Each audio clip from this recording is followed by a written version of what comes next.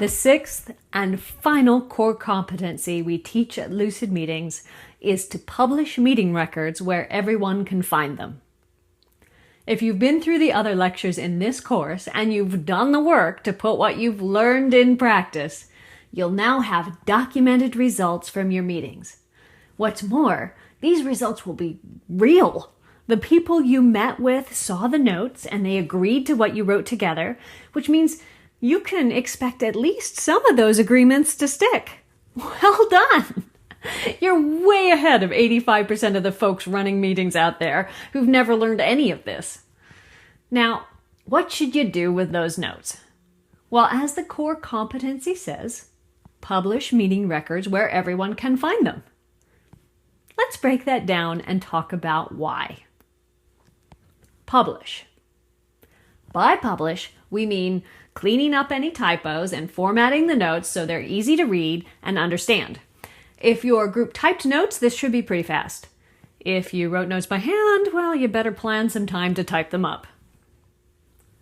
Meeting records. As I talked about in section 1, there are many kinds of meeting records. In addition to the notes your team captured, a complete meeting record will include attendance information, so, who was there and who wasn't, a copy of the agenda and any material reviewed, and any additional records, such as that recording or chat logs or transcripts. Now, you might not need all of that, of course. How complete your records need to be depends on where everyone can find them. And here's the big one. To make sure our meetings create value for the organization, we have to publish the notes where people can put them to use. So, where you publish your notes depends on how you expect them to get used. Leading to the question, how do people use meeting records? Well, here are the most common uses for meeting records. First, to remind those who attended the meeting what they agreed to do. You can achieve this one by sending the notes out in email afterwards or by posting them wherever your team agrees to keep them. Some groups use SharePoint or Dropbox, for example, and others use an online portal, Slack, even a file cabinet in the back office.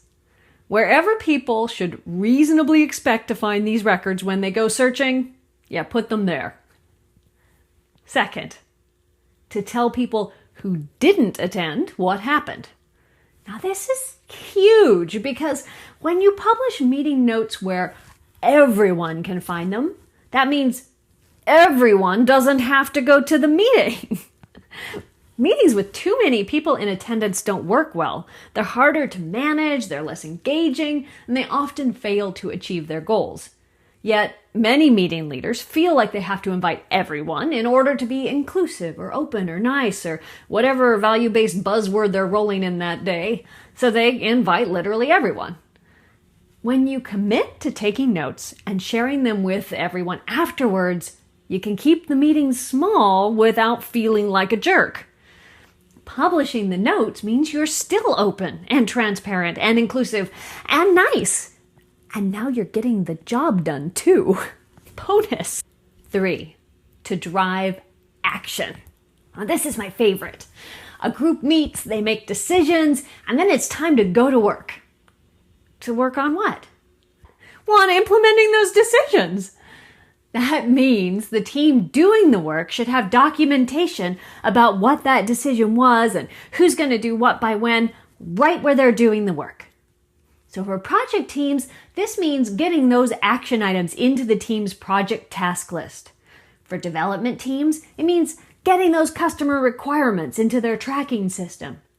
For sales, it means getting those call notes into the sales tracking system. If your meeting was meant to drive work forward, get those meeting records into the system where you're tracking the work so they can be put to use. To comply with legal requirements. Boards, committees, some nonprofits, governments, many groups must publish meeting records where the public can find them. If this is you and your group is subject to the open meetings laws, or its non-US equivalents, then I'm sure you don't need me to tell you what to do. You've got your group's governing laws and lots of past examples to guide you. And finally, to make meeting performance measurable. So some teams capture meeting metrics that let them measure meeting performance over time. The sophistication of these metrics involves, that varies wildly from fairly simple calculations of how much time and money the organization spends in meetings to complex systems for gauging attendee mood, decision quality over time, and individual performance. Now, all the organizations I know with this kind of tracking use automated systems to collect and analyze meeting data. And that's it. Let's recap. You've taken your notes, you've formatted them into complete meeting records, and now you're going to publish them where everyone can find them. Meeting records are used to remind people who were in the meeting what they said they'd do, tell people who weren't there what happened, drive work forward, comply with legal requirements about public meetings, and measure meeting performance across the organization.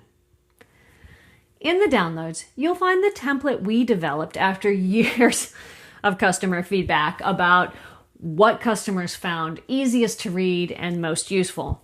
Now, Lucid Meeting software now automatically assembles and publishes complete meeting records in this format for hundreds of meetings per day. And the download here is in Word, so you can build your own records if you don't have something like Lucid to do it for you.